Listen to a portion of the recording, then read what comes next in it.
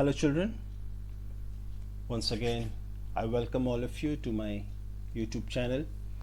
Today, we'll be discussing another beautiful poem from the book First Flight, Class 10 CBSE, and that is Animals, written by Walt Whitman. My dear children, this poem is a beautiful poem where the poet tells us that he feels much better with animals than human beings.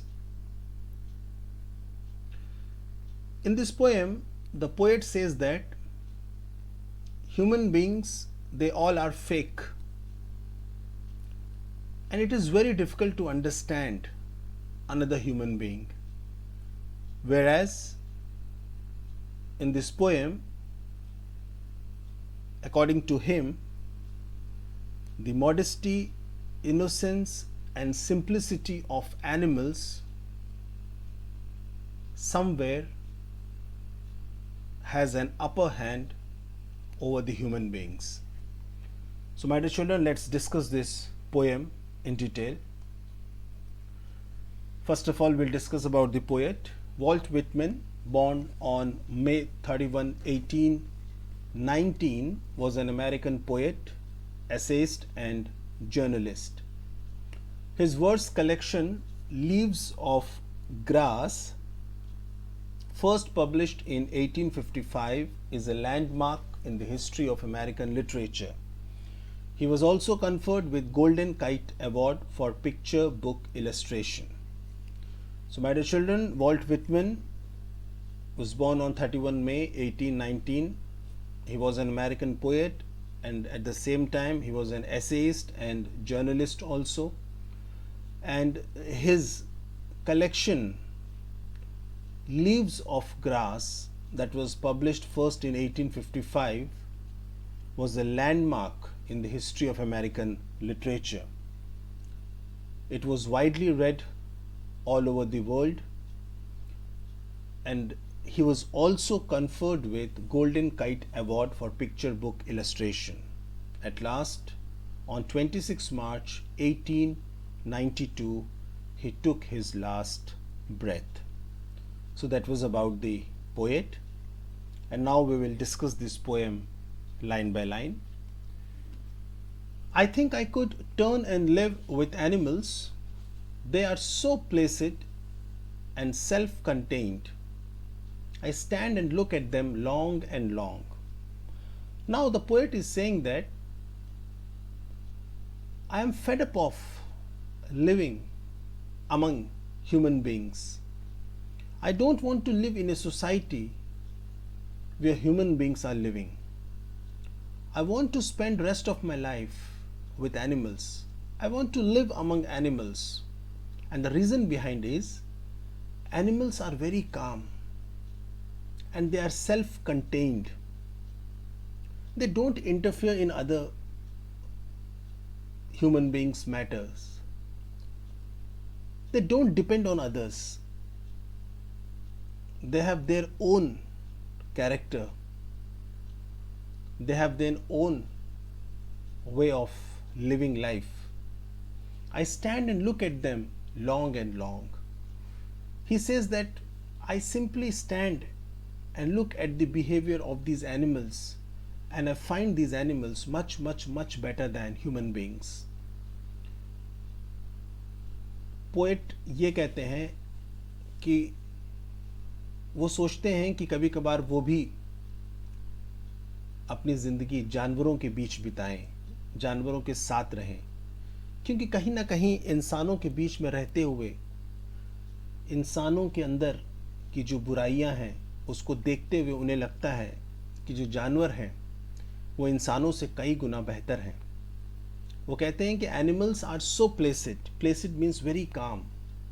वो over react नहीं करते हैं जैसे हम इंसान लोग करते हैं. वो बहुत ही काम है. वो बहुत जल्दी फ्रस्ट्रेट नहीं होते, बहुत जल्दी इरिटेट नहीं होते, बहुत जल्दी एंगर को वो जगह नहीं देते, गुस्सा उनके अंदर बहुत जल्दी नहीं आता, बहुत जल्दी अपना आपा नहीं खोते, और ये सारी चीज़ें कहाँ देखने को मिलती है? इंसानों में। And at the same time they are self contained, और एनिमल्स क्या है? सेल्फ कंटेन्ड है, बहुत ज़्यादा वो डिपेंड नहीं रहते दूसरों पर। ह्यूमन लाइफ में क्या है? Human beings they are all dependent on others. हम सब कहीं ना कहीं एक दूसरे पर डिपेंडेंट है, निर्भर हैं। और इसी के साथ साथ ह्यूमन बींग्स के अंदर एक और प्रॉब्लम क्या है कि वो दूसरों के कामों में दखल अंदाजी करते हैं, whereas animals they concern about themselves, they don't care about others, they don't interfere in others matters, दूसरों के कामों में दखल अंदाजी नहीं करते। I stand and look at them long and long, और मैं बस खड़े होकर उनको देखता रहता हूँ। क्या देखता रहता हूँ? उनके बिहेवियर को, उनके नेचर को, कितना डिफरेंट है ह्यूमन बींग्स से, कितना अलग है, उनकी लाइफ कितनी अलग है। They do not sweat and whine about their condition, they do not lie awake in the dark and weep for their sins, they do not make me sick discussing their duty to God, not one is dissatisfied, not one is demented with the mania of owing things. Now in these lines the poet says that we human beings, we do a lot of labor, we do a lot of work, and that is the reason what happens, we sweat a lot. And we human beings have this tendency of complaining. Always we complain. Sometimes we complain to God, sometimes we complain to other human beings. But this is not the case if we talk about animals. And when we do something wrong, or when something wrong happens in our life, what happens? We lie awake throughout the night and we keep on weeping for our sins. In lines में poet ये कहते हैं कि जानवरों को हमारे जैसे पसीना नहीं आता, हमारे जैसे वो कड़ी मेहनत नहीं करते, जैसे हम मेहनत करते हैं वैसे वो मेहनत नहीं करते, कड़ी मेहनत नहीं करते, हमारे जैसे वो पसीना नहीं बहाते, और ना ही वो whine about their condition, WHINE, whine means to complain, शिकायत। इंसानों की एक सबसे बड़ी समस्या क्या है कि इंसान हमेशा शिकायत करता है। इंसान के पास चाहे जितनी भी चीज़ें हों फिर भी उसको लगता है कि उसके पास कमी है किसी न किसी चीज़ की। कभी वो भगवान से शिकायत करता है, कभी दूसरों से शिकायत करता है, दूसरे अपने साथियों के सामने शिकायत करता है। लेकिन जानवरों में ये नहीं है। जानवर अपने आप में खुश हैं, वो कभी शिकायत नहीं करते, और हमारे जैसे वो जी जान लगाकर मेहनत कर कर पसीना बहाने की भी ज़रूरत उन्हें नहीं होती। जब हम लोग कोई गलत काम करते हैं, हम इंसान लोग, when we do some sort of wrong thing, when we commit some sin, जब हमसे कोई पाप हो जाता है, what happens? Our conscience keep on pricking, हमारे अंदर की जो अंतरात्मा है बार बार हमको टोकती रहती है। and what is the result? और परिणाम क्या होता है? हमें रात में नींद नहीं आती, and we just lie awake the whole night weeping for our sins. और हम क्या करते हैं? पूरी रात बैठकर सोचते रहते हैं, अफसोस करते रहते हैं, अपने गलत कामों पर पछतावा करते रहते हैं। But this is not in the case of animals. Animals को ये ज़रूरत नहीं रहती कि रात में उठकर वो सोचें कि उन्होंने पाप किया है, उन्होंने गलत काम किया है। ये वो नहीं करते। एनिमल्स आराम से सोते हैं, उनको कोई टेंशन नहीं है अच्छाई बुराई की। They do not make me sick discussing their duty to God. See, we human beings, we have this tendency of telling others this is good, this is wrong, you should not go for that, you should not go for this. हम इंसानों के अंदर एक आदत है, ख़ास तौर पे जो हमारे बड़े बुज़ुर्ग हैं, वो हमेशा से हमें क्या बताते हैं, क्या सही है क्या गलत है। वो हमें बताते हैं कि भगवान के प्रति, ईश्वर के प्रति हमारी क्या जिम्मेदारी है। हमें पूजा करना चाहिए, भगवान का नाम लेना चाहिए, ये काम मत करो, ये भगवान की दृष्टि में गलत है, ये काम करो, भगवान इससे खुश होंगे। And the poet is saying that in animals this is not the case. जानवरों में ये चीज़ देखने को नहीं मिलता। भगवान की पूजा करो, भगवान को मानो, भगवान के प्रति ये करो वो करो, उनसे कोई लेना देना नहीं है उनको, ना ही वो आपस में भगवान के बारे में बात करते हैं। The reason behind adding this line is that Walt Whitman was an atheist. कहा जाता है कि वॉल्ट विटमैन जो थे वो एक प्रकार के जो है वो नास्तिक थे। वो किसी एक भगवान को मानने वाले नहीं थे और उनकी सोच काफ़ी हद तक ये थी कि भगवान है कि नहीं है। फिर वो कहते थे कि सारे भगवान एक ही हैं, कोई धर्म एक नहीं है। So that type of mentality he was having. आगे बढ़ते हैं। Not one is dissatisfied, not one is demented with the mania of owing things. We human beings, we have this quality of being satisfied और not being satisfied। हम इंसानों के अंदर ये आदत है, या तो हम संतुष्ट होते हैं या तो संतुष्ट नहीं होते, और ये हर चीज़ में ये चीज़ लागू होती है। चाहे आप जॉब्स की बात करो, चाहे आप प्राइवेट लाइफ पर्सनल लाइफ की बात करो, चाहे किसी भी चीज़ में हो, हमें किसी चीज़ को लेकर संतुष्टि होती है, किसी चीज़ को लेकर हम असंतुष्ट होते हैं। But this is not in the case of animals. जानवरों में ऐसा कुछ नहीं है सेटिस्फैक्शन और डिससेटिस्फैक्शन की बात। Not one is demented with the many of owing things. हम इंसानों के अंदर एक पागलपन होता है, एक जुनून होता है चीज़ों को हासिल करने के लिए, और उस चीज़ को हासिल करने के लिए हम क्या करते हैं, पागलपन की किसी भी हद तक जा सकते हैं। अब वो कई बार उस चीज़ को हासिल करने के लिए हम गलत रास्ता भी चुन लेते हैं, क्योंकि वो पागलपन हमारे दिमाग में रहता है कि हमें ये चीज़ हासिल करनी है। But with animals this is not the case. वो किसी चीज़ को पाने के लिए, किसी चीज़ को अपनाने के लिए इस प्रकार की पागलपन वो नहीं करते। Demented means mad. किसी चीज़ को पाने के लिए वो पागलपन उनके अंदर सवार नहीं होता। बट इंसानों के अंदर वो आदत है, मुझे अमीर बनना है, अमीर बनना है, कम समय में ज़्यादा पैसा कमाना है। So this type of mentality we human beings have, but animals no, they don't. Not one kneels to another nor to his kind that lived thousands of years ago. Not one is respectable or unhappy over the whole earth. Now we human beings have this habit of kneeling in front of others, especially before our elders or before our ancestors। हम इंसानों के अंदर ये आदत है, जब कोई बड़े बुजुर्ग आते हैं या हमसे बड़े कोई सम्मानित व्यक्ति आते हैं तो हम क्या करते हैं, उनके सामने नील डाउन होते हैं। KNEELS। नील्स मीन्स घुटने पर बैठ जाना। तो हम लोग क्या करते हैं, किसी इंसान को बहुत ज़्यादा मानते हैं तो उसके सामने घुटने पे बैठ जाते हैं। But this is not the case with the animals. Animals में ये चीज़ देखने को नहीं मिलती कि कोई जानवर आ रहा है तो उसके सामने घुटने टेक के बैठ जाए। There is equality among animals. कोई बड़ा नीचा नहीं है। Nor to his kind that live thousands of years ago. कई बार क्या होता है कि हम अपने जो पूर्वज हैं उनकी तस्वीरों को अपने घर में रख कर उनकी पूजा करते हैं, उनके सामने हम घुटनों पर बैठते हैं। But this is not the case with the animals. Not one is respectable or unhappy over the whole earth. Now if you talk about this human society, there are many people who are respectable, who are respected all over the world, and there are many people who are striving hard for getting this type of respect।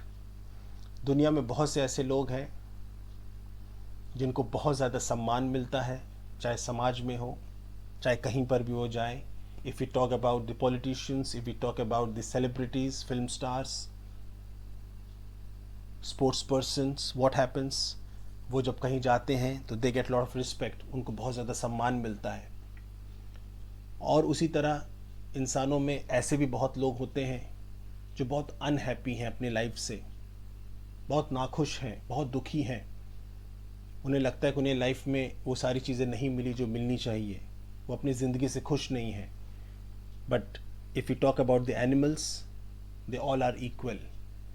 किसी की ज़्यादा इज्जत है, कोई दुखी है, कुछ नहीं, ऑल आर इक्वल, सब बराबर है।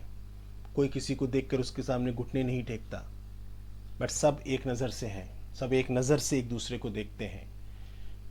सो they show their relation to me and I accept them. and the poet is saying that this is how the animals behave among themselves. ये वो तरीका है जो जानवर आपस में व्यवहार करते हैं एक दूसरे से, बराबरी का व्यवहार. और मैं जब इसको देखता हूँ, I accept them. I accept means I agree. मैं स्वीकार करता हूँ इस बात को कि yes, this is the actual relationship, this is what I want. और ऐसी रिलेशनशिप की मांग, ऐसी रिलेशनशिप की चाह पोएट यहां पर रखते हैं. They bring me tokens of my self, they evince them plainly in their positions. Now, according to the poet, there was a time when human being was full of good qualities. There was a time when human being was known for his humanity. There was a time when a human being was known for his innocence and simplicity. But now what is happening? All these qualities have been transferred from human beings to animals. And these qualities can be seen in these animals. These animals, they clearly show these qualities in their day-to-day life. Poet कहते हैं कि जो खूबियां इंसानों के अंदर होनी चाहिए वो आज किसके अंदर देखने को मिल रही है? जानवरों के अंदर. दे ब्रिंग मी टोकन्स, मतलब ये जानवर उन अच्छाइयों को, उन अच्छी क्वालिटीज़ को मुझे दिखा रहे हैं जो एक्चुअली में मेरी ही क्वालिटीज़ हैं. इंसानों की ही क्वालिटीज़ थी ये सब एक समय पर, लेकिन आज ये दुनिया इतनी ख़राब हो गई है, पाप इतना ज़्यादा बढ़ गया है कि ये क्वालिटीज़ अब इंसानों में से ट्रांसफ़र होकर कहाँ चली गई? जानवरों में चली गई. अब जानवर जो हैं इन क्वालिटीज़ को मुझे दिखा रहे हैं. They evince them means they show them. Them means qualities plainly, very clearly in their positions. In their positions means in their work. वो अपने कामों में वो सारी अच्छाई दिखाते हैं जो एक्चुअली में ह्यूमन बीइंग के अंदर होनी चाहिए थी. I wonder where they get those tokens. Did I pass that way huge times ago and negligently drop them? Now the poet in the last two lines, he's saying that I wonder where they get those tokens. वो कहते हैं मैं कई बार आश्चर्यचकित हो जाता हूँ कि ये जो क्वालिटीज़ हैं, टोकन्स मीन्स क्वालिटीज़, जो कि इंसानों के अंदर एक समय पर हुआ करती थी, ये जानवरों में कैसे आ गई? How is it possible that these tokens, these inner qualities have been transferred from human beings to animals? Did I pass that way huge times ago and negligently drop them? वो कहते हैं क्या ऐसा हुआ था कि कई हजारों साल पहले मैं मीन्स इंसान ने इन क्वालिटीज को अपने पास संभाल के नहीं रखा, बल्कि नेग्लिजेंटली मीन्स लापरवाही दिखाई और इन अच्छी क्वालिटीज को क्या कर दिया? ड्रॉप कर दिया, छोड़ दिया. हमें अच्छी क्वालिटीज़ मिली थी, लेकिन हमने उन अच्छी क्वालिटीज़ को संभाल के नहीं रखा, बल्कि हमने क्या कर दिया? कई हज़ारों साल पहले, कई सैकड़ों साल पहले ही इन अच्छी क्वालिटीज़ को क्या कर दिया? हमने लापरवाही के चलते त्याग दिया, छोड़ दिया. और जब हमने इन्हें त्याग दिया और छोड़ दिया, तब शायद ये एनिमल्स ने इन अच्छी क्वालिटीज़ को क्या कर लिया? अपना लिया. And now these animals, they bring us these tokens. My dear children, I hope you have understood this poem. It's a wonderful poem, beautiful poem. And now we will discuss about the poetic devices. First of all, there is no rhyme scheme. If you very closely, if you go through this poem, you will find that rhyme scheme is not there. And when a poem is without a rhyme scheme, then it is called a free verse. A poem that is not having any sort of rhyme scheme is called a free verse. And even Walt Whitman is popularly called as father of free verse. So there is no rhyme scheme in this poem. Now let's discuss about a few poetic devices. The first poetic device that can be seen in this poem is anaphora. What do you mean by anaphora? When a same word or group of words are used in more than one or two or three lines, that is called anaphora. जब एक ही word से किसी line की शुरुआत होती है और दो तीन लाइनों की शुरुआत अगर उसी वर्ड से हो, then it is the example of anaphora. Now you can see, they do not sweat and whine about their condition. ये एक लाइन है. Then they do not lie awake in the dark and weep for their sins. Again the second line is starting with they do not. Then coming to the next line, they do not make me sick discussing their duty to God. Again it is starting with they do not. Means what is happening in these three consecutive lines, क्या हो रहा है, they do not से start हो रहा है line. So this is the example of anaphora. Another example of anaphora is there in the poem. Not one is dissatisfied, not one is demented with the mania of owing things, not one kneels to another nor to his kind that lived thousands of years ago, not one is respectable or unhappy over the whole earth. In these lines also you can see not one. ये जो not one है ये repeat हुआ है starting में three lines में. So this is also the example of anaphora. Now coming to alliteration. Alliteration is something where the consonant sound is repeated in the start of a word. They do not make me sick. What is happening? M sound. Make me. So the M sound is repeated. In the second example, they evince them plainly. They evince. What is happening? T sound, that is being repeated. In the third example, I wonder where. Wonder where. This W. So you can see it is repeated here.